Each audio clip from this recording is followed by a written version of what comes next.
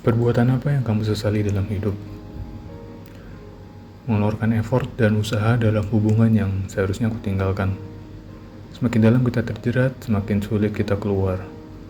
Seharusnya itu bukanlah hal yang harus diperjuangkan, tapi di sisi lain bisa juga kita tidak berusaha di hubungan yang selayaknya diperjuangkan. Nah, kadang memang kita harus belajar dari kesalahan, baru kita tersadarkan. Menolak ajakan kakekku untuk catur, di mana seminggu kemudian beliau jatuh dari atap dan meninggal dunia. Sejak saat itu, aku tidak pernah punya kesempatan untuk main catur lagi bersama kakek. Dan itu masih mengaguku sampai saat ini, karena aku melewatkan kesempatan itu. Dari perkataan psikologku, kita tidak bisa menghabiskan setiap momen bersama orang yang kita sayang. Dan mereka juga tidak berharap demikian, karena itu bukan hal yang baik juga. Waktu itu aku masih 7 tahun. Sebelum tidur, aku berdebat dengan ibuku. Ketika aku mau tidur, ibuku meminta aku untuk peluk. Aku berkata tidak dan langsung pergi.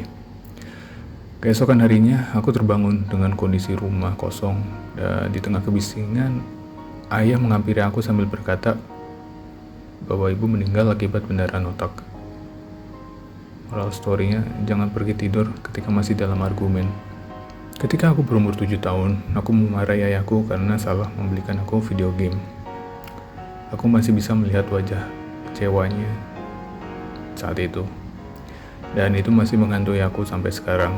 Aku menelpon temanku suatu malam karena dia sedang dalam kondisi yang tidak baik-baik saja. Aku bilang, aku mampir ya. Tapi dia bilang, gak usah, aku gak apa-apa kok. Dan aku yakin aja, padahal jarak kita cuma beberapa ratus meter saja. Keesokan harinya, ibunya menelpon aku dan mengabari bahwa dia sudah meninggal. Seandainya saat itu aku datang, ya begitulah.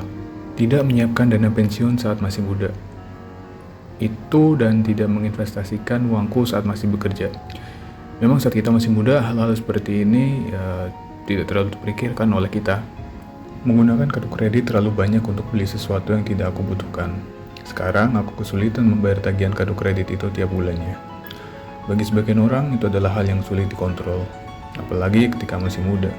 Aku menyesal membiarkan hobiku menulis dan pianoku terbuang sia-sia. Semenjak menjadi budak korporat 19 tahun yang lalu, aku kehilangan minat. Sekarang ketika aku mencoba memainkan piano lagi, rasanya jadi aneh dan seolah terpaksa. Aku merasa kehilangan jati diriku yang asli. Hal yang dulu menyenangkan, kini jadi tidak, dan aku menyayangkan hal itu.